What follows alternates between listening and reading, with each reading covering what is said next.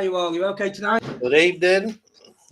I'm going to introduce myself and then we'll introduce our special guest tonight. I'm just like absolutely astonished. I'm so grateful for him coming on tonight.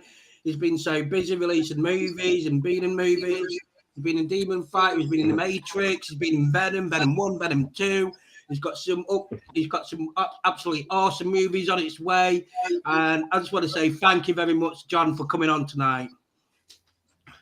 Thank you so much. Thank intro. Wow, that was a hell of an intro. And the music, very nice. Thank you. Bob did the music, the intro.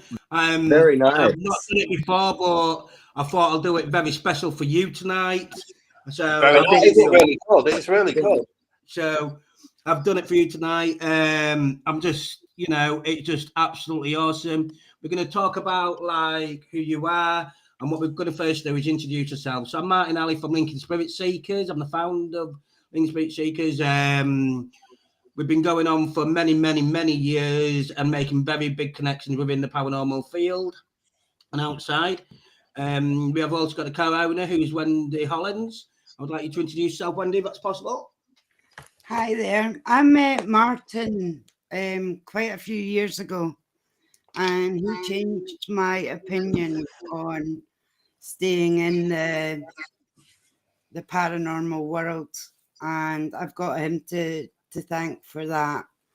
I'm a psychic medium witch. I love investigations, and I love this lives that we're doing now. The experience is amazing, and if you ever get a chance, come on. And I will hand over to Bob. Evening, everybody, and evening to Emma. I'll say it as well now. My name is Bob Sharp, investigator new to LSS. Well, I'm going to have to change that soon because let's face it, it's been a few months now.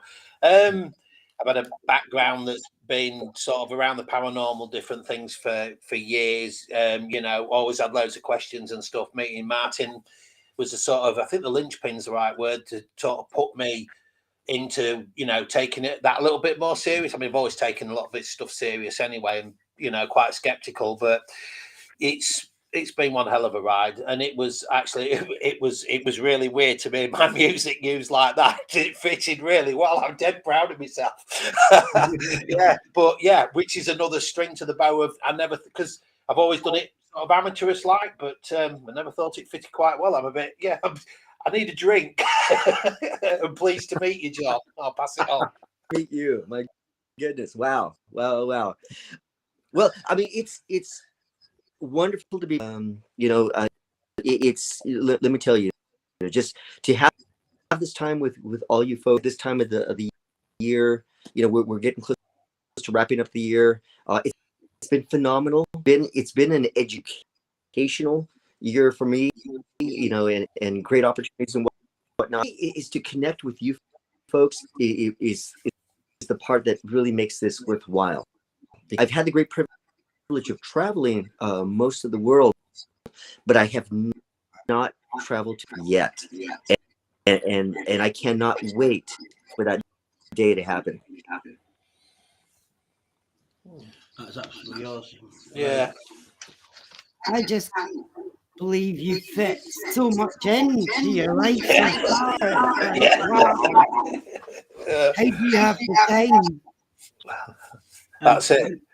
It's good. Beginning to wonder if you're not just practicing for a movie or something where you do podcasts and that now. So I thought I'll get a bit of groundwork in, and that is some unbelievable amount of work that you've done. But it's nice. You must enjoy. Busy. I love what I do. I truly love the work that's involved, the preparation, the getting ready. Being in anything. You hear so many no's before you ever get that in any production. You audition, you apply, you think that you can, for whatever reason, I might not fit their idea of what they want in that role. No. And I know a lot of great friends, you know what? They throw their hands up and they go, you know, I can't do this anymore. You know, they're attacking my look, you know, how I act, and you know, and I've been told to quit by Hollywood producers. Say they just told me just quit, give it up. We're in this industry, and you know, it's one of those situations where there's a time not to listen. If they're giving you constructive criticism, if they're saying, you know, this line, you may want to go ahead and approach it this way. When you do this scene, approach it that way. You know, be in this physical condition for this particular role. These are things that, but if they're just simply saying, give it up because we don't want you, you know, because eventually somebody will see that they're going to want to draw in and apply it to their projects, and it's a very unusual pursuit in industry. You want to be told that you're not good enough. If you want to be told that you're not talented, if you want to be told that this is the place to be, because you hear it so often. But like I said, you know, I honestly love it. You know, and for one of my movies that I was in, my character name was Frank. John, I'm sorry for interrupting you, but there's a lot of echo. Okay. Let me see. I'm not sure what I can do on my end. Yeah, that's done it. That's better. Is that a little bit better? Yeah. There's a bit of lag, but there's bound to be. It's just one of them things, unfortunately. Yeah. I'm actually hearing some echoing from you folks too. Could just be the internet, Martin. A lot of people seem to be having so many problems with the internet just lately, and obviously we're talking quite a distance. It's been a nightmare. Yeah, so it may be just. Oh, hello. Evening, Marie. You've got a friend of yours on there. Yeah, one of your fans already. Oh my goodness. Well, hey Marie. Yeah. Always great to see you on. Hi, Marie. Thank you for being here. Yeah. I was going to say with what you said a minute ago, while you're having a bit of it's one of those things, and it's nice, kind of even though you're talking about your own work and this, that, and the other and stuff, it echoes in everything we do, you know, because we talk about that community and being joiners and our unity and everything and stuff, and it's you can hear it echoing in your voice, and it's so important, so massively important, and it's not great, is it, when people tell you, you know, give it up and this, that, and the other stuff, and it's your dream, and you've got to pursue your dream. That's it at the end of the day. I never back down anymore. Sorry, sir. Yeah, 100% right. You know, it's one of those things where, you know, if we can't pursue our dreams, if we cannot pursue our passions, you know, why not? It's something. There's two things I've always. One is martial arts, and the other is acting. I've always been those two fields, and to be able to combine both of those into one in whatever project, you know. I was going to say, I'm not saying there's anything wrong with your acting, but the martial arts I've seen you do, I wish I could do like 1/10 of it, to be fair. I don't know if you both know, but John, he has broke 2 world records. That's 2 world records, which is absolutely amazing. You know, the fastest punch around. Wow, at 43.3 miles an hour. Thank you. I must admit, I would be running. Body contact. Yeah, absolutely amazing. And then like that, because you need bread. It's like the other record that he got was 713 punches in a minute. Jeez, wow. 713 punches. Yeah. Wow, that is absolutely amazing. It's It like is. the world record. I read it and thought it was a Yeah. typo. And Was then it I thought, 713? You know, Yeah. I was going to say, more interesting is where you found 713 people let you punch them.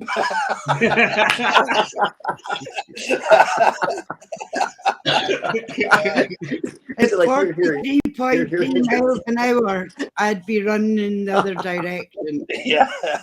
it was like I said, it was a great privilege to be a part of that. The reason I did that was to bring a attention child safety community project that we had, and yeah, I was, and we were in the kitchen of our home, and I said, hey sweetheart, you know, to bring attention to this, and she just said, you know, did you break a couple world records, and people will come to that.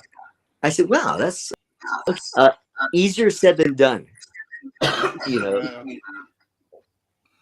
So Evening Darren and evening Lee, by the way. Yeah, Just noticed on the side. yeah, you know, it took a lot of preparation, and it took a lot of, because you know when you're doing punches and you're doing these punches, having enough endurance, you know, and Yeah. you're breathing, so you have to do it so technically relaxed, and for, you know, for the fastest punch in the world, takes just experience and being relaxed. But the only reason that I even bring attention to a program where we can keep our children, and that was the reason, that was the motivation behind it. Yeah. That's absolutely awesome. That's absolutely awesome. To be able to make that aware as well, you know, obviously you're telling us and thousands of people will be watching it later on, and it's just absolutely amazing that, you know, it's that people do need to stand up for our children. People do need to make it aware that this is happening. And it's like LSS, we also do something like that, which I can't mention because of data protection and everything.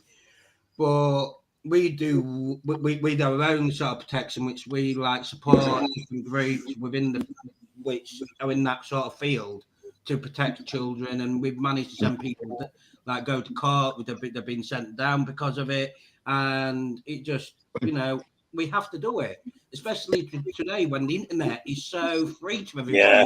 Oh, It's just unpoliceable no matter what they do, and it's, you know, you see the bullying and the this, that, and the other every day and stuff, and you know what I mean. And it's like strength's all right, it's bringing the right kind of strength into it, or the right message would be, I'd probably say. You know, absolutely. You know, and I think anything that we can do for our, and what I've done is, whether it be the youngest of children, senior citizens, to individuals with disabilities, physically, mentally, and we meet with every conceivable group just to establish how you would physically fight somebody. It's just being aware of your being, trusting your intuition and your instinct of self. We're no different than our cats, our pets. Yeah. That they and we also have those instincts to sense when things are wrong, and to also just listen to those things. Of course, go walk a different way or avoid certain things. So it all begins from the point where what happens when somebody grabs you, throws you into a car, the steps you take there. So we really try to cover all that range to help our community. I've actually had that happen. Really? Oh my goodness. When I was 16. Wow. Please. Sorry? Please tell us your story. I was cutting school because I had a horse, and I was waiting at the bus stop, and this guy stopped his car and asked for directions, and I knew that he hadn't gone to where he was meant to go, and he'd turned round and come back, and he got out the car and tried to pull me in. Wow. Oh, yeah. Wow. Wow. I got away. Wow. I'm so sorry. I'm so sorry that even happened.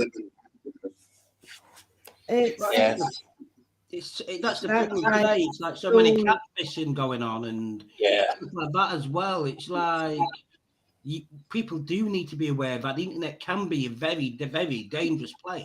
Yeah.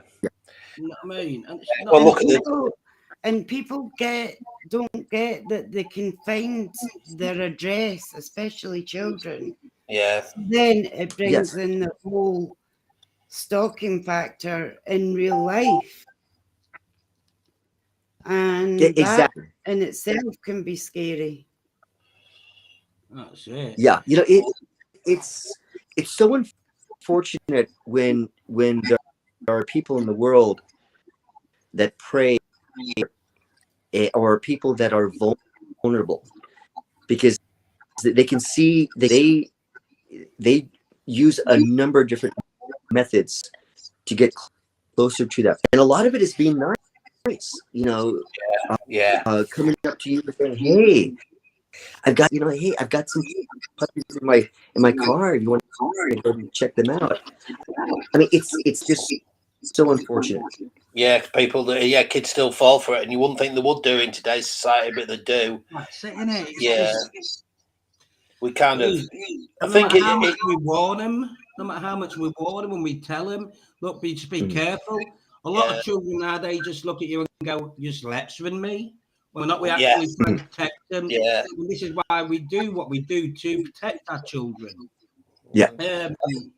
I think when you sort of see, I mean, I just think of different things. Like when I worked at a school for a lot of years ago now for children removed from school for various different reasons I'm not go into and stuff, and their perception of, I'm all right, especially the lads, I'm all right because I'm a big lad and but they're not. And the thing is as well, thinking back to the sort of their era, because it's sort of like the 2000s and that, when they look at guys and they'll look at them and they see stuff on the film, because they'd come in and, I've seen so-and-so film and stuff. And, and they go, oh, I could be like that and this, that and the other and stuff. And they don't realise, like John does, I forgot the right word now, how much you put into it. It's not just a case of, I can punch fast, but there's also, there's what they learn and the karma and the, learning to control everything else. And like you've said, and it's dead important. It's just a pity you can't teach it to them, all the stuff. They're interested, but luckily I think with like you, John,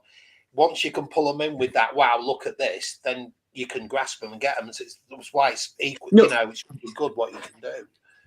Yeah, and if you can teach one of my person, passions, exactly. One of my passions, martial arts. It's just I'm very passionate about sharing the information, and when you can get to a point when you're working with somebody that obviously struggles, anxiety, they struggle with feeling less, and you're instilling a confidence within themselves that they can do things, even though they've been told that they can't do things. Yeah. Rewarding to see the progress and the growth see it in them. You can see that, all of a sudden they just feel good about themselves, and that's what it'd be a part of that experience. Yeah, it's like we're talking about like the protection side of it all, and how like you've done protection. How long have you been within like your interest being in the paranormal? What I mean, off and on almost all my life, because things in our life that we can't explain, throughout our life, and experience something where you kind of go, wait a minute, what was that? And you tell your parents, it's just this, it's that, or whatever, don't pay attention to it. And you hear and you feel in your heart of hearts, it's kind of weird there. And then as you grow, you experience others, and it's really funny because even in filming, you know, a Demon Fighter, since yeah, there we go. Demon Fighter, you know, I had the great privilege of playing, and he's a conflicted individual. He's had a very, but he helps the family with James tries to exercise him, you know, spiritually and physically. And said when you tap into that subject, it feels like you things happening. Yeah. So when we're filming, you know, so something's there that you can't physically see. When we filmed, what I would do is I would go into the garage so that I would have that kind of alone time to go through my lines, get into, and the garage was used as a set as well. So it was used as kind of seance room. And I swear, I would hear something. I would say, it felt like I was not alone. Well, so even and I was the only one in the felt like your spirits there, trying to Yes. communicate. And wow. Did you speak to anybody? Or did you ask anybody if there was anything? You know, was it? Yeah. Because often when you sort of, it takes just one person to sort of say something, and then all of the stories and other people start. I just wondered if you mentioned, does anybody ever noticed anything really weird about the, you know, where we're training or whatever?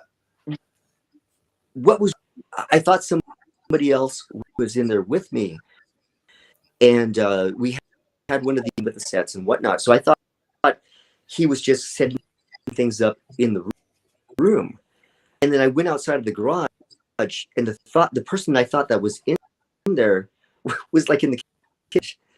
I said, "Hey, he goes, were you?" I asked him. I said, "Were you in there?" I said, "Are you sure that you weren't setting something up?" He goes, "No. I've been in the kitchen all the time." I said, "Okay." So it leaves you kind of thinking. I'll just carry on. Oh, exactly right. And you know, and when you approach it like that, that has to do with the unknown, the paranormal. It almost feels like you're waking up things that you're waking up the spirits. You're waking up the potential for there, and that's what it felt like. Oh, cool. So what was it like working with David and Craig? Yeah. What was it like working with David and Craig? It was good. You know, David and Craig have a very set agenda with their filmmaking. Craig is a great producer, and he worked very well together. You know, they're two completely different people. Very different people, but somehow in the subject of filmmaking, where it works. You know, they have had. I know they plan on doing larger projects. You know, David is definitely a really good director of actors. So he really tries to get the actors to perform as they can. And Craig is the logistical. He makes sure that everything's taken care of, everything's checked off the list, and is working. It's a great team that they work together. Yeah, because we had them not long ago on our live chat, and we got to join the Power family. And they're really, really lovely people. It's like I talk to Craig quite often, and it's nice to get his feedback and his knowledge as well. Same with David. I rang him the other night because I needed to know what time what time it is at your place, and I couldn't get hold of you, so I rang David. And was able to communicate through him to be able to Yeah. like make sure he was working on a correct time level. Because for us, obviously, we're only a little tiny island, whereas the USA, from one side to the other, depending where you are, obviously a lot of difference. So And there's a lot of time zones. It's big. that's it. At the end of the day, Yeah. we have to remember sort of. Sorry, things. Wendy, I didn't get you. There's Yeah, a lot of it's time you know, zones. it's really big. I mean, it really is from the West Coast, much land in between, and you know, I live in the coast, but I've had the great privilege of filming on the other side, on the East Coast. It's been wonderful to travel to film. That's been a wonderful the process, because you're just exposed to just different cultures, just ways of life, and I love that. I love California. Yeah, it's great. You have to visit there, guys, if you haven't been. I'm going to say I'm not. California is amazing. San Pedro. Wendy, where have you gone to in California? I've been to San Pedro.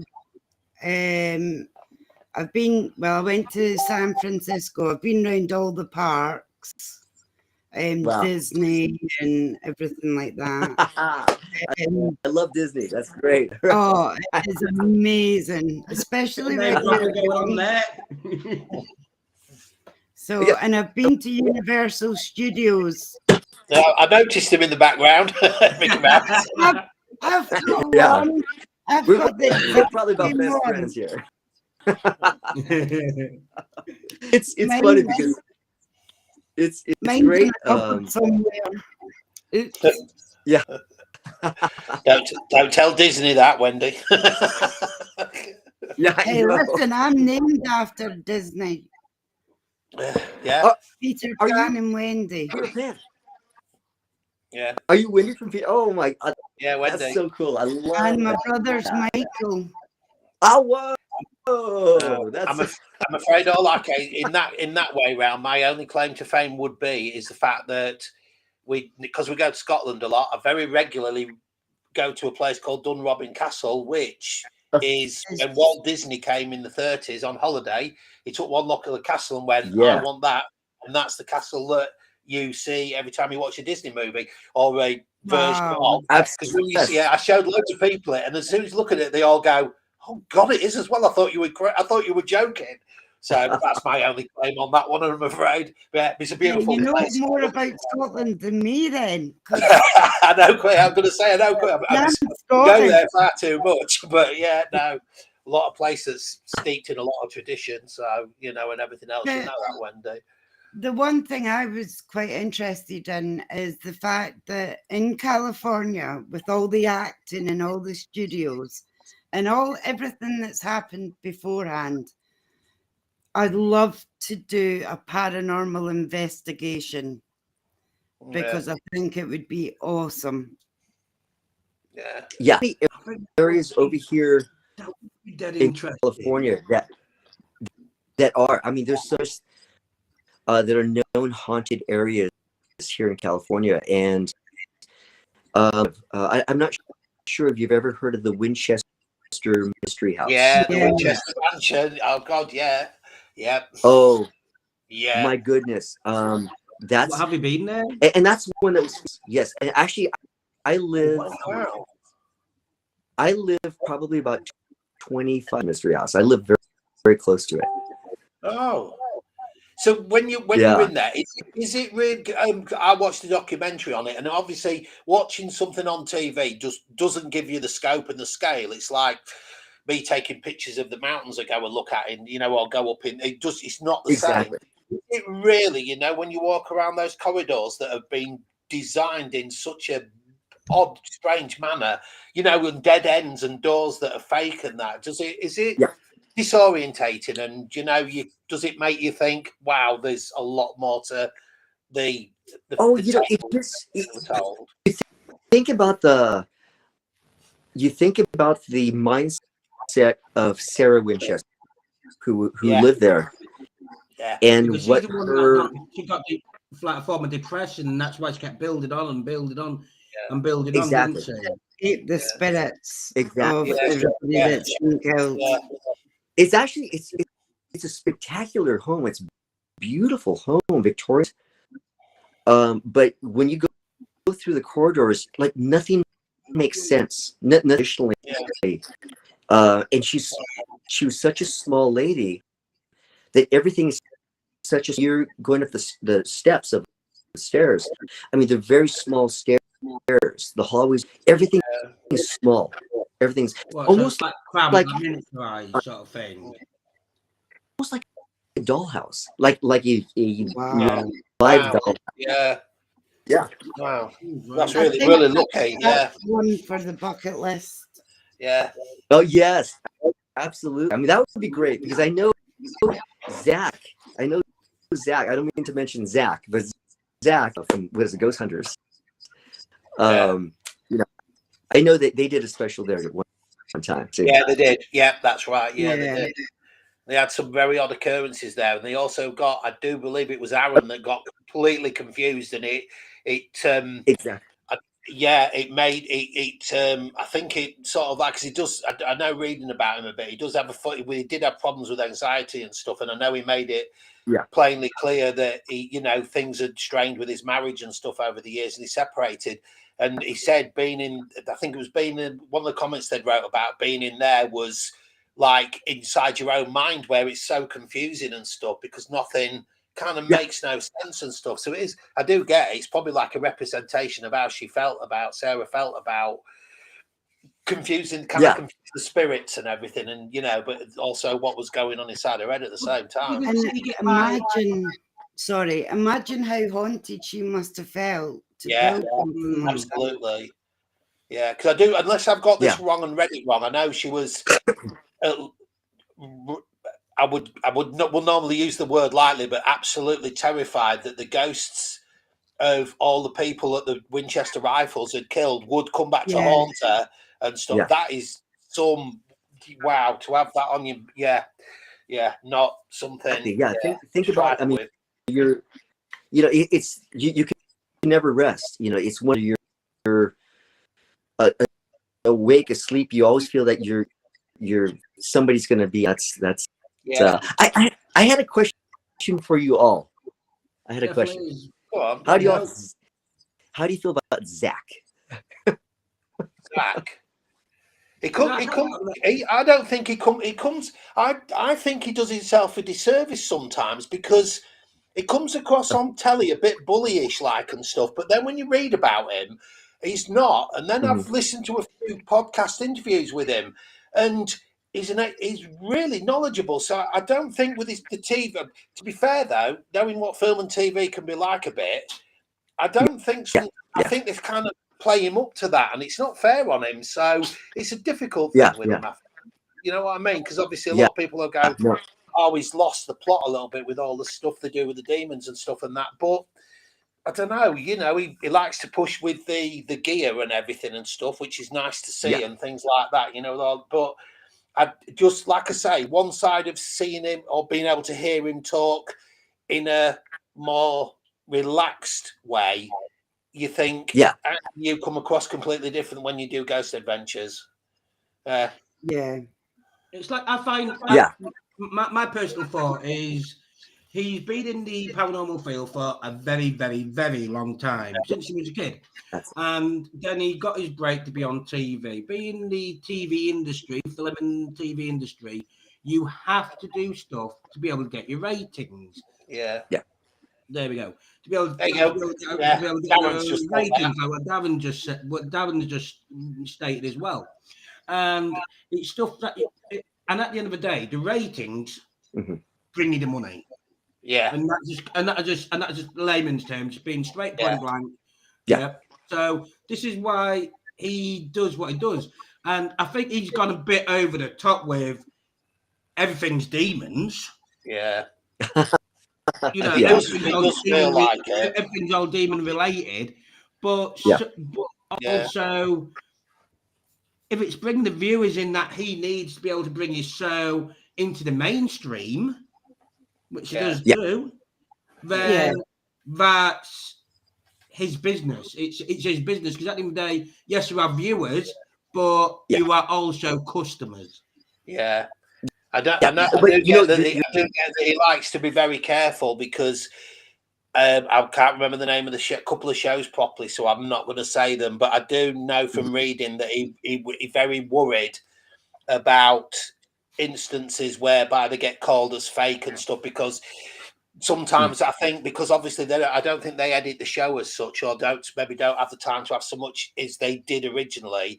And sometimes I'm sure I might get this wrong, but I'm sure I remember listening to a podcast. He did actually say to a lady, I was quite annoyed about something that was edited on one of the shows, and he said it was edited and it didn't come across right whatsoever, and it wasn't right. So that's the other thing as well. He's relying on a TV program and everything to promote him, and sometimes I'm not sure they promote him in the right way and stuff, because like I say, look at thing that came on from 28 Days Haunted. He stated there's so much that he captured, but because it didn't bring the rating in, it didn't it wasn't put on. But it's so much that brought truth to the paranormal industry and the paranormal world. It's like, wow, this, you know what I mean? Like, this is like what we found, but because of timing, you've got 45 minutes possibly to be able to fit as much of what you can in that one play, that one episode. And it's like picking up like all the bits that they can, like that stands out, but then there's bits that do stand out cannot necessarily mean it's a positive thing for people to watch that's in the paranormal industry on paranormal field. And it's quite, he's been doing it for so long that you are going to get a few demons here and there. Yeah. So I do think the one at Johnny Max, or I think that's the name, I do think that was a demon related incident. And I just feel for him sometimes, because like you said, he sometimes doesn't come across as the good guy that he probably is. I've had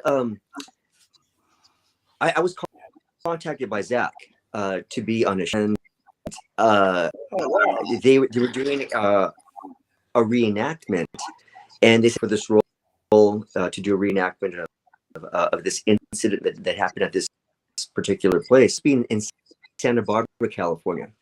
And he contacted me and he said, hey, look, I went down, which is about 4 to 5 hours from where I live. and I called the production company. I said, hey, what time do you want me there? And we'll let you know within the half hour. Half hour came and went. Called him again. I said, hey. and he said, Zach changed his mind. You anyways. I'm going, really? Like 5 hours driving to be able to go, okay, what's going on? You know what I mean? Yeah. So did you have to call him? So we didn't contact you at all. And he knew that he was on your way as well. Yeah. He contacted me. Oh man. So it was like, and it goes to show it is a business, and I that in order for them to stay significant and popular, but also in the entertainment world, they have to give customers what they want, and that's not only a good investment, has a history behind it, but the potential of seeing it, and what was that? I felt like I was touched. I got scratched. I'm not saying that it's all created, but if there isn't enough of something, they have to give something to the audience. Yeah. Can I just reference something that came in the chat? And I'm going to do this, and Martin won't know this. Darren, I'm absolutely right with you. I have, if my missus was here right now, I've got an absolute man crush on Josh Gates. I've got every episode of everything he's ever done. I think the man is absolutely amazing. He's also crazy, because I know some people question the stuff that you do, but when you're watching an episode and they're in the middle of, I can't remember what it was, I believe it was the Amazon jungle, and they were trying to capture something that was basically in the base of this basin of water, and it was a drop. And they knew they had to be quick, and the cameraman couldn't get to him. He took his clothes off down to his underwear and dived in about 100 something feet. I can show you I'll find you the clip, Martin, and show you tomorrow. Yeah, be interested in that. I'll also be extremely gutted because he came to England. I wish I'd known. I'd have gone and met him in Lincoln where they were doing about Robin Hood and stuff. Absolutely an amazing man. Love him to bits. I'm sorry, I've just swooned. My missus will watch this and go, "Oh, here we go, it's Josh Gates." He's I don't know if you know him, Tom, or do you know of him, John? You know what? Not much. Not too much. So it's funny because the community that I'm in, it's a tight, but we don't know everybody. Yeah, I just wondered if it was something you'd come across, with having a bit of an interest and stuff. He's a bit of a nutter when it comes to doing. Yeah, he's a bit. I think he's after the Yeti now. Yeah. He did a 4-part special where they went to the Himalayas actually, and they actually at one point they got a call and to go to the base camp because they'd done some filming, so they went to the base camp and they actually got footage of something right there and there of something, and you've got this maybe half a mile away to a mile. You've got this massive snowfall. You can see it's obviously fresh, and you've got this black figure walking slowly up it, and you're like, "Who on earth's that?" And that's Everest as well. So exactly right. Yeah, I'll leave it at that. I just wanted to say because Darren popped up on Late Show Paranormal, and I'm like, "Oh, I've got to get that one in." Well, that's what we want. We want our viewers to interact with us, to ask questions, and to get involved. This is what we're doing. The Matrix, because you was in the Matrix, John. Yeah. When you did the Matrix, obviously it's like acting and stuff, but obviously the Matrix is. They got their ideas because they're originally based around sort of concepts and ideas and stuff that floated around for years, especially now the internet. Yeah. When you did it, did you get into it in such a way and you thought, wow, and it piqued your interest a little bit about stuff, in that direction? Because obviously it's paranormal, but it's just different. It's funny, Paul, it was my agent that had contacted me and said to do an audition for an upcoming movie. We can't tell you what it is. Absolutely. So I did the audition. I guess it went well, and so I got a role. The movie name is Ice Cream. I said, "Okay, that's an unusual title for a movie," and he goes, "It stars Keanu Reeves." I said, "Okay, Ice Cream. Wow, that's wonderful." And what they have to do, have to create a hit that they will give a movie without giving away the real title, because they don't want people to infiltrate the set. So when I found out that it was Matrix 4 directly with Keanu Reeves, I was like, wow, fantastic. Yeah. And what was it like when you met him? What was he like as a person? He should have been just the nicest guy. Yeah, you were. And should have been just very, very grounded, and it's all true. It really is. The first day I met him was the first day that we were filming that movie. I was in a really small restaurant, and at we're setting and whatnot, and they're making sure that our wardrobe is okay, the makeup, and then in comes Keanu Reeves, and he came, he goes, "Hey, thank you for being here. This is going to be a great scene. We're going to have a good time, and I said, hey, great, fantastic. I was on the set for probably 11 days. He was the same to whoever wanted to speak to him. If somebody wanted to take a picture with him, he was. I remember we did. There's one picture, Martin, that I saw kind of together side by side, and it's in the video. Yeah, a minute. Yeah, but in the picture, you'll see Keanu Reeves and I next to one another, and we're getting ready to do a dialogue that we do.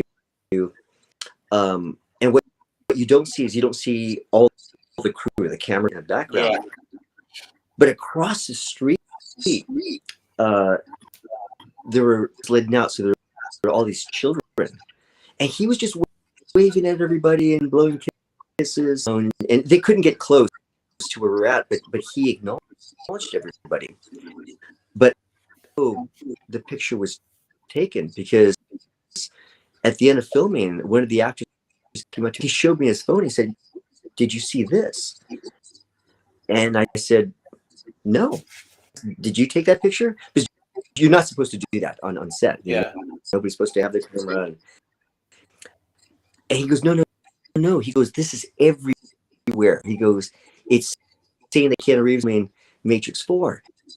He goes, "Did you see?" I said, "I had no." It just happened to be the picture. He and I are there doing a scene together, and this is the one that's being plastered everywhere.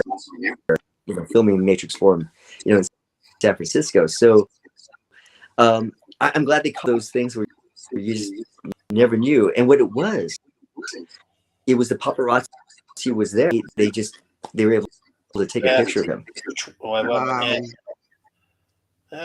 Yeah, so it was a great experience. Again, but to your point, Bob, as an actor, you just try to get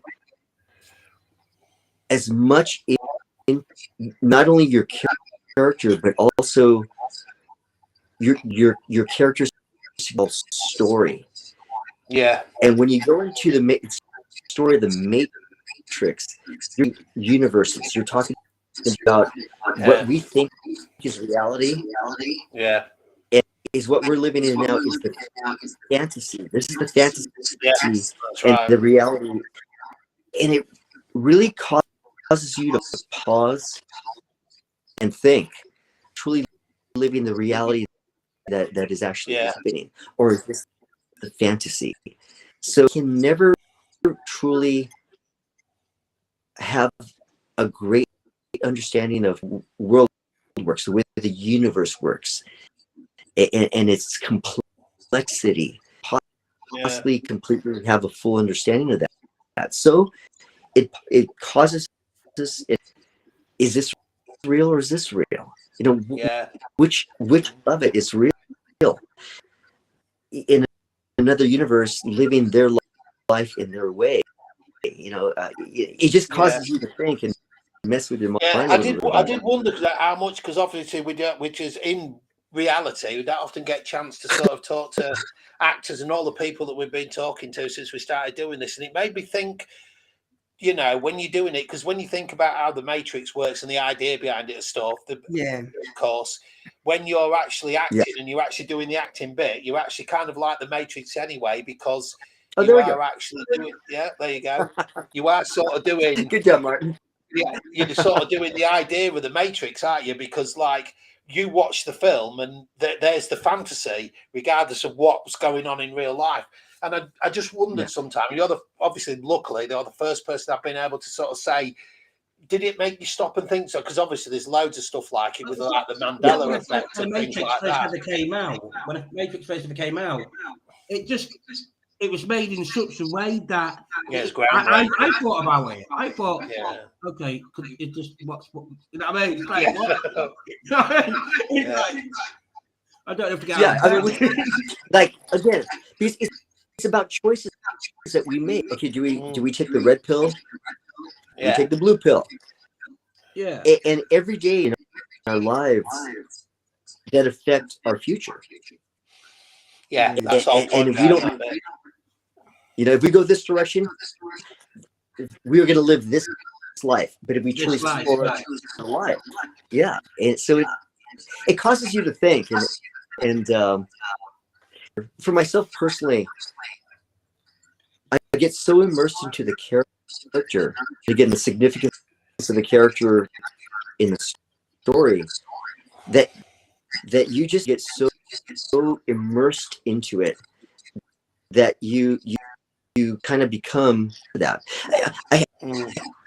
I've got to share an experience, because a lot you hear that actors have a difficult time shaking their character. Yeah. That they It's like Jim Carrey, they one of them that they struggle with it. Exactly. There's so of actors that got so immersed into their role that once and it was it they couldn't get out of that persona. And when I have to admit, I experienced it for the very first time. Wow. Before, because once we were finished filming and I finally came home, about the subject, filming, about everything that had to do with Demon Fighter for 30 after filming. Exactly 30 nights. I couldn't shake it. I couldn't try to divert it. It was just there. So do you think that fate of night like that was like significant on you? Yeah. It's funny because it affects you so much, and I got so in. I never thought I could. I never thought I would experience this, and I just, for lack of a better way of expressing this, I was for 30 days afterwards. Wow. It is a little bit like what we guys talk about sometimes. Sometimes when we accidentally, because obviously we don't want to, bring spirits home or whatever, that's absolutely similar. Which, of course, because of you're obviously doing acting, this is, from a skeptic's point of view, that's what they'll say sometimes. They would probably think, for people who just don't want to open their minds up to whether it's like how you feel or whether it's how we would feel. Sometimes we've been to a place and we bring something negative back with us, whatever, or something just doesn't want to leave us. It does make you think, and it does. It's nice that you would. I don't mean it's nice. It's just that thing, John, isn't it? That you would. 1 minute, Bob. Go Monday. And it can actually change your persona. Yeah. It can make you the energy. Yeah. We had it with Martin, didn't we? Can make you change so much. And there's nothing you can, in your head, you're thinking, why am I doing this? Yeah. This isn't me. Yet you can't stop. You're taking on whatever it is that's there. And that can be quite hard to deal with. It's like what Bob just said. Is that what happened to me not long ago, and the way that you was like, this is Martin. This is not his personality. There's something attached to him that's making him like behave, act in a way. I didn't see this for myself. I saw it people like my wife, Wendy, Bob, my boss. They all could see it, but I couldn't see it. Yeah, and that. It's funny that a lot of the paths that we choose, we may have conditioners, be a doctor, a lawyer, attorney, whatever. True path seems to come back to us, even if we because I've had experiences of things that I've desired to do. Like my true calling always came back to me. So somehow, some way, it just always presented. So it was like what I was meant to do. Yeah, I must admit, I've been drawn back to the paranormal so many times. And I'm like, I don't want to do it. And I get dragged back in. Sorry. But Yeah. I do I'm sorry, enjoy it. Wendy. That's I Martin's do fault. enjoy it. I was thinking more on the lines of like all the readings and things like Yeah. that. Because I Yeah. know that how you present it can affect someone's life. Yeah. Yeah. And you want to tell it, you've got to tell the truth, but you've got to word it in such a way that you're not going to damage someone. Because I've seen that damage that negative words can have on people, and it's scary.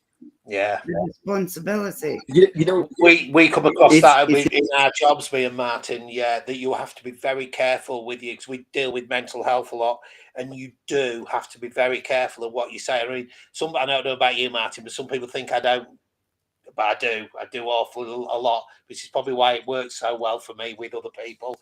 But yeah, you have to be very careful, don't you? Because Yeah, you do. Yeah. yeah, saying the You wrong don't thing know sometimes. what's going on in someone else's life behind Yeah, doors. absolutely. We all, I don't care. We all kind of put on a persona when we walk out the door.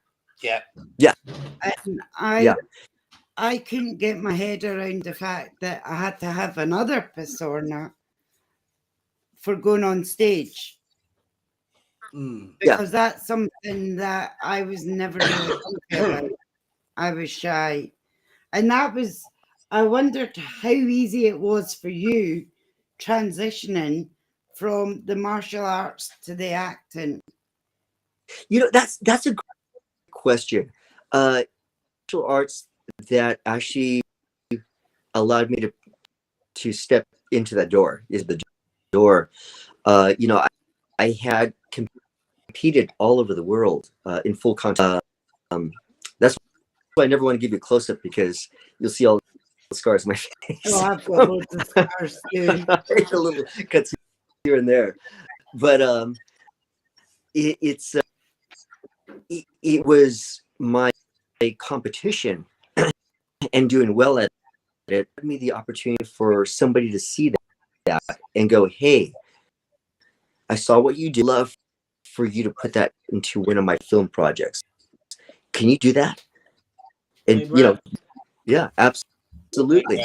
You know, and so it started from there. As it progressed, I was given more opportunities for acting roles. So myself in acting, and I have my experience is the Stanislavski method acting. So it's just one of the method actings, and it's genuine as possible. So it doesn't matter what the scene, what you're trying to convey, but you have to do it very authentically and very real. All draw from our personal experiences in order to put it into whatever you're. I have another film that's coming out. I'm really curious about how this is gonna. My next film is a film called Death Rider, a police officer that's killed by. There we go. That's Don't work it, bro. Until they'll work it. This character where I'm a police officer that's killed by the mob from this life into the other life. I'm given to come back into the skulled figure and avenge, and so it's kind of a revenge movie, but it's kind of a life afterlife paranormal, and so it's going to be very interesting pursuing this one. And what would you like? Sort of like, would you say it's a bit like what's that guy called on the bike? Oh, Ghost Rider. yeah, Ghost the Ghost Rider. So Ghost Rider sort of thing. yeah, so To be very. fair, I was going to say, to be fair, it sounds like very RoboCop, actually. It's got a very RoboCop exactly. feel to it. No, it's Ghost Rider with what's his face? Oh, Nicolas Cage. Nicolas Nicolas Cage. Cage. Yeah. No, I Yeah. don't mean in premise. I mean actually in idea, whereby somebody gets the chance to come back and that, because it's a nice way of working, sort of like the way around either one. RoboCop's the first time I ever saw that done, sort of thing. That's what made me think of it. But yeah, Ghost Rider. So Ghost Rider was more of a curse, wasn't it? Yeah, that was put on yeah, him. exactly. Yeah. Right. Yeah. Back to life. Yeah, I get that. Yeah, where was you given a second chance? It'll be a fun project filming January, just right in January. We'll be in Los Angeles in California. I'm excited about the project. It's the director, the writer, Max Cherky, originally from Italy. Mates for 20 plus years and worked in Hollywood. Currently lives and goes back and forth between Colombia and everywhere else to film, filmmaker, director, writer. I've had the great privilege of working with him and called The Bouncer. We just finished that one and reading that one, and it looks like, yeah, that's The Bouncer right there. With Costas Mandylor, who's very well known for the Saw movie, with several American TV series. That was of all places. And talk about cold. Oh my goodness, that was cold. Oh wow. We were out. I was doing fight scenes outside, degrees below zero. It was crazy. Wow. Oh, There's one question.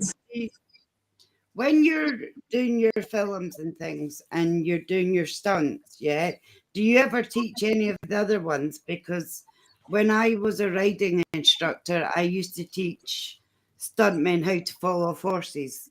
So I was wondering if you teach. Do you do your own stunts as well? Yeah, so I do all my own stunts. I do. And so I choreography, so I'll orchestrate the fight scene between different people and stunts as well. We've got a Jackie Chan here. But yes,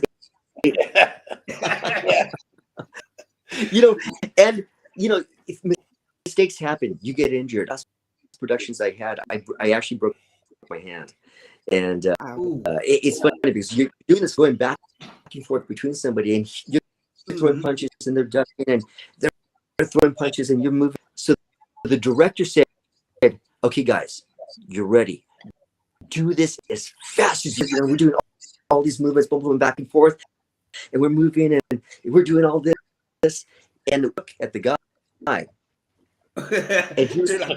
he's supposed to, he's supposed to duck out. I hit him right here. Yeah, I've seen that. Yeah. I hit him right here. He went down, and we, I knocked the guy out, so I felt so bad. What I didn't know is I broke my hand, and I broke bone in my hand. Jesus. And that's the one that you got the contact lenses out as well. Yeah, it was. No, that was a different one. I know. The best bit is when you broke your hand, the director went take. That'll do. Yeah, but, I mean, things happen. Things happen on set, but to answer Winted, I teach, how to roll, how to take a punch. When somebody comes back, how to react to a punch. Strikes like that. Just to you can do something that's kind of fancy, but if the person doesn't react in a way couple what you're trying to do, it doesn't look good. It looks terrible actually. Or if you're that, it looks bad. So it's got to be orchestrated. Yeah. Cool. So do you ever change much then? You know, or get the chance to? Because there was a question we asked David, didn't we, as director, and Craig, if you remember, about do they ever let the actors go? Oh, well, would I not really do this? Have you ever had a chance to do that? You know, like with the fight scene or anything, and gone. So, but realistically, wouldn't this be more? And they've gone. Actually, yeah, we'll go with your idea. Do you just? It depends completely on the director. So that will just want it as it exactly the way they want to see it. Directors that will say, you know what, this is not my expertise. This is what you do, or you do it your way. And they might suggest, you know, that way, maybe one or two movements. But other than that, full control of all the fight scenes and how they go, which I've done for most of my life. Yeah. If we go back to like when you were doing your movies, you like we was talking about like how different characters change and stuff like that, and you started within two great movies that placed like one person that had two characters within them, which is Venom. And like what was it like being in Venom and working with like Woody Anderson and Tom Hardy? Yeah, you know, Venom was fantastic. The Venom 1, I played prison guard. And I don't know if you had ever seen the movie. There's where Tom Hardy's character goes into death row to eventually meet Woody. So we were doing this scene together where my character walked, and we filmed in an actual prison. Wow. And you know, and I had a guard outfit on, and we're around the population, so that was a very unusual. It's not like they could stop doing what they do in prison around everybody. But I remember I had some great conversations, and one of the guys came up to me, and I'm here in prison guard outfit. The guy comes right up to me. He goes, "You real? Or are you an actor?" and I said, "Well, what do you think?" And I had my name tag here, and it said Johnson on it. So I was prison guard Johnson. So he looks at me. He looks at the tag. He goes, "You know what? Because you're an actor." so, you know, so it was cool. And I was asking, there was a guard that was actually assigned to us to protect it. Hey, you know, I had some great conversations with some of these guys. What are they? And he goes, "Oh, that guy over there, murder. Over there, murder. These guys are murderers." I'm going, wow. I'm going, wow. Yeah. That was a crazy experience. I'm like, okay. I don't think I'd like that area myself, being an empire.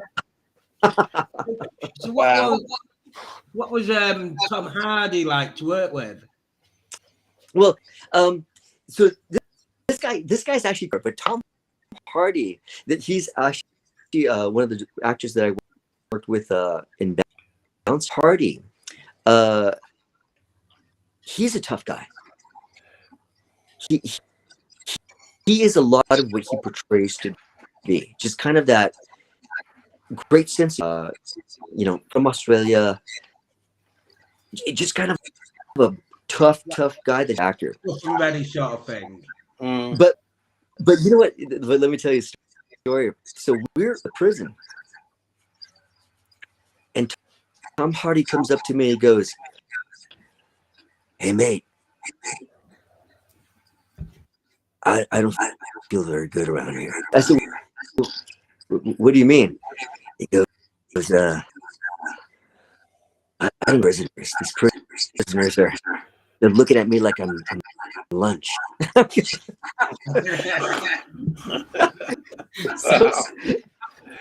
So I said, hey, I'll protect you. You'll be okay.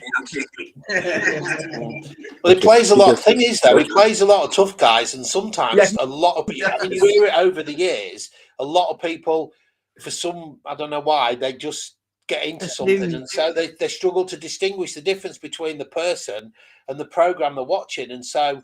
You know, you hear stories over the years, don't you, of people being mobbed by somebody and going, oh, you know, I can't remember who it was. Oh, go on, somebody. I'm trying to think who it was, and I don't know why it's Robert De Niro in my head. And somebody went to throw a punch at him because they thought he could do something he'd done in a film, and even though he could, it wasn't. Do you know what I mean? I think it was a bit of a scary amount. I just think it was on a chat show. I heard it, but it does make you, you know, think to yourself, you know, you portray, because I mean. For us, Tom Hardy, if I believe this right, he was a hard type guy in Peaky Blinders, which was a series over here. I'm pretty sure he was in that at the beginning. And I mean, so you've got this macho guy, and I mean, the ladies love him. He's in Legends with the Craig brothers. As well. Yeah, that's what I mean. You see, so when you portray these characters, because it comes across as this, that, and the other. I mean, luckily we all know it's different. So, but yeah. But have you ever had that, John, by the way? Have you ever had that where you know, somebody goes, hey, I saw you in so-and-so, and like, can you really do that in real life? And you think, you know what? Whoa. You know, I look challenged on set so many times. Wow. I've had guys, stuntmen, you know, guys that were there to help us out with some, and I remember on more than one occasion they would, you know, and you know, I had one incident where between takes, and so they're setting up the cameras and stuff. One thing about like a kung fu technique, you know, something to do with animal forms and whatnot. And I said, yeah, I'd be happy to show you and let you know what it's about. Up to me, he goes, you don't know what the hell you're doing. I said, excuse me? Nice. He goes, move, let me show you how it's done. I said, whoa. I said, really? All right. So he does whatever. And then we're setting up for the scene again. The guy asked me again, he goes, oh, could you show me this? Could you show me that? Sure, I'd be happy to. And this guy comes back again and says, you don't know what the hell you're doing. He goes, here, let me show you. Me. And we do this. We're doing this thing, linked and kind of going back and forth. Similar to what you see Bruce Lee do. Yeah. So we're doing this back and forth, and he's in front of me. Sure. Asked me a question. So when I went to answer the question, he's going boom. I said, whoa. So what was that about? And he goes, I told you, you don't know what you're doing. That's you. You should have blocked it. Okay. I said, well, okay. And so we went back to doing this. And then, so I felt this guy trying to hit me again. So I blocked it. And he tried to hit me again. And I blocked it. And he tried to hit me again. And boom, I blocked it. I blocked it. I said, what are you doing? He goes, you're not as good as those guys. But then he attacked me, physically attacked me. So I had enough. So I did what I had. And then all you saw were two handprints on his face. Oh, wow. And they had to, the director's going, stop. What are you guys doing? And because they filmed it. They actually were captured and filmed. And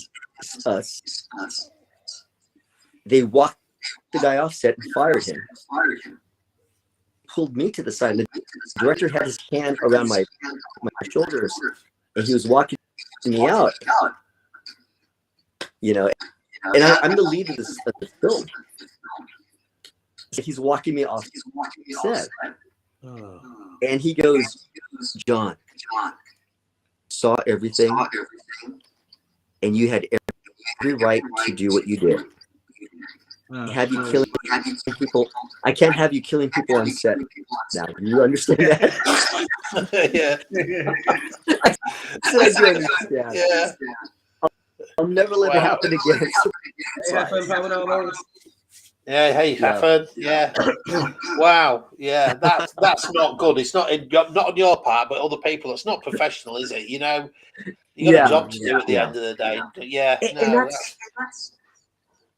And that was my point. I said, hey, we're here for the mess around. So we're here to work. And he just didn't get it. Well, it shows what comes around will, you know, fight with a bum. Yeah. You know what I mean? So it's his fault, really. So tough luck at it. Yeah, they also as well. Look you up first to find out what you actually do. Thing is, as well, the offshot of that, the guy who was not very good to you, you know, there's a lot of people. When you're making a film, there's a lot of people around. My brother.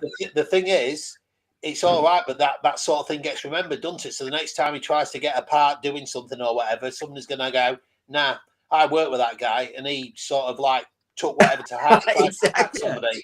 Don't want him on set." Then, so it's not a great thing to do, is it? Yeah, not a great thing at all. Yeah.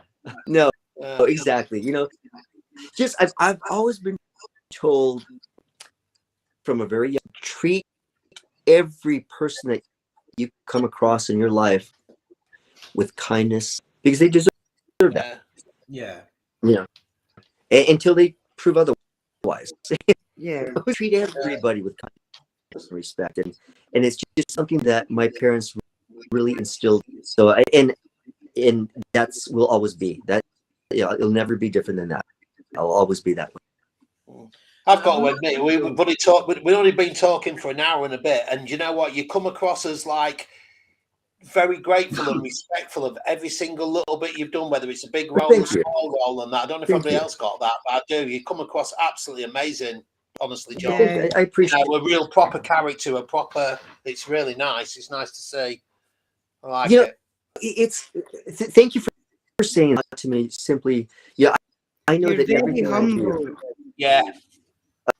I do, well, is very, you know, Martin and I had a good conversation beforehand, and it's an industry in some ways because they tear you apart, you know, and they tear you apart physically. They tear you apart, you know, in every way. And you hear so many no's before you hear that yes. You know, so you either bounce back from, or you're devastated by. And for me, every opportunity I have, I'm grateful for. You know, because I have so many good friends that are actors that are talented, but just unfortunately they have not had those same opportunities. It's rare. It doesn't happen often, and I'm just so grateful to very much, and just to be here with you folks. I mean, for me, thank you. No, it's been great. Been absolutely fantastic. Yeah, it's an absolute blast, hasn't it? Yeah, I agree with what you said in the middle of that, Wendy. You've got your Josh Gates. I've got Keanu Reeves. Yeah. But I'm not supposed to have Josh Gates. No. Yeah, after watching you in Demon Fighter, to be honest with you, just in awe of, you know what I mean? But you get so many. It's I don't know how to put this. I don't want it to sound wrong, but for every, I'm trying to think of somebody, not just in the sort of like the characters you tend to play, but for every, like I said before, for every, I've said this about the music and stuff. For every, say, Robert De Niro, there's all those people that play all those other parts that are just as important, that make him. Yeah. I thought of Robert De Niro because in an interview I watched him once do, he was a lot like you. He sounded just like you, John. He said, it's not always playing a character. Somebody was talking to him and he said, but it's not just me. I wouldn't be anything without all those other people and everything that I do, and all the people you don't see behind the camera, which you tonight have come across, you know, sort of, you know, because you obviously, no, it's just great. I mean, when I worked you're my grandma's assistant beside me. Oh yeah, you know, it takes everybody, you know, believe me, because what it takes to make a movie from beginning to end, it sounds cliche to say that everybody's role is important, but every person that contributes to the film, everything from makeup, all the production assistants, they do it with the same passion, and it takes. That's why, like, caterers, I'll go to them because that's for me. It's brain food. It's so that I can continue to you know, act. They're giving us sustenance so that I can do my job. You know, right? It takes everybody. Yeah. Wow. Yeah. No. It's just you just come across really humble, but you're completely and utterly. It's great. Yeah, no, it's great. It's like you're also going to be you also in this as well, in this movie here. Oh yeah. Yeah. So that bit about it. Called, that movie's called Cabal, and I play kind of like an anti-hero masked for Cabal. You know, obviously, you know, it's kind of like that good versus evil, but this one as well. So there's I wear this really cool, you know, outfit, and when I don't wear it, you know, they kind of have it in the shadows, my identity. But that one was a lot of fights, just a lot of what you would want in an action movie. Just so much action. So that, you know, and again, I've been so fortunate to have had these opportunities, and I think the last I've had the lead role, so I've just been so grateful for those. It just doesn't happen all that often. Yeah, no, I get that. Yeah, unbelievable. Yeah, you've done that. Looking at your back catalogue of stuff, you've done so much stuff. Sorry, Martin, go on. No, go on, mate. No, I was just going to say, looking at your back catalogue of the stuff that John's done, and even then just everything else as well, just you don't like stopping. No, I'd take a breath. We've talked about the movie side of it all, and like the fantastic movie that you've also been in. So I was talking earlier, and you've had like 20 years of like experience within the paranormal industry as well. And is there anything that specifically stands out in your mind that you know that played an impact, that stayed with you, sort of thing? Like, I remember that. You know, it's not any one incident. I want to say just several different incidents that I couldn't explain. You know, and you know, for us to say that the life that we're living in now is it, and it's this, and then it's just that. You know, as we know, nothing is black and white. Every spectrum of the rainbow in between, and such as life. You know, there's just things that we can never, that are obviously visible and evident and true and there, that impacts us. It changes, it molds us in belief systems, in our ideologies, in our and in the way we treat people. For me, you know, it's those incidents that just help respect people, you know, and just get to a point where see people, everybody is the same, our uniqueness. And that's one of the wonderful things, that even though we're all human animals and we share so many commonalities, it is unique and offers that uniqueness to something bigger. So, and that's what I appreciate about it. I have a respect. It's just a respect for people as a whole. Respect, my bro. Out of respect, I'm just going to say hi to Emma Sanderson, who runs LSS Scotland. She does a fantastic job. Marie, thank you very much. As my brother, to bits. It's nice to see you on, Heaven. Thank you very much for coming on. We've also got Dorothy, who's also hoping that we're all well. I just wanted to say thank you to everybody for joining in tonight. Brett, who runs LSS USA, he also does a fantastic job. So thank you very much. We're just going to get back to the show, but I just want to say thank you down as well for joining us and Make Sure Paranormal. Yeah. If it wasn't for them, we wouldn't be doing it. So it's always good to say hi to them all and to give them that respect because they're taking the time to come on and to say, so thank you very much. Thanks, Marie, by the way. Just seeing what's popped up. Yeah, thank you. We've got Marie Van Foss who says, great show, everyone. Great show, everyone. We are going to bring it to an end in a minute. But it's nice for you, John, to come on. We will announce something. We will announce something. What be a minute? I've got another chat on. He's got to take this off. Here's a big thing for all the LSS community. It was nice to tell everybody that you are now part of the LSS Power family. So thank you very much for joining us as well. Thank you. Honored. It's a great honor to be part of. Yeah, just continue doing the wonderful work that you all do. It's to be on here with you and meet you and hang out with you. It's been great fun. It's been great. Yeah, it's been amazing. Absolutely, yeah. It has been absolutely great. We've talked about so much things. We do really want you to come back on because, as we talked before, there's few things that we can't discuss, but later on in the future we will be able to.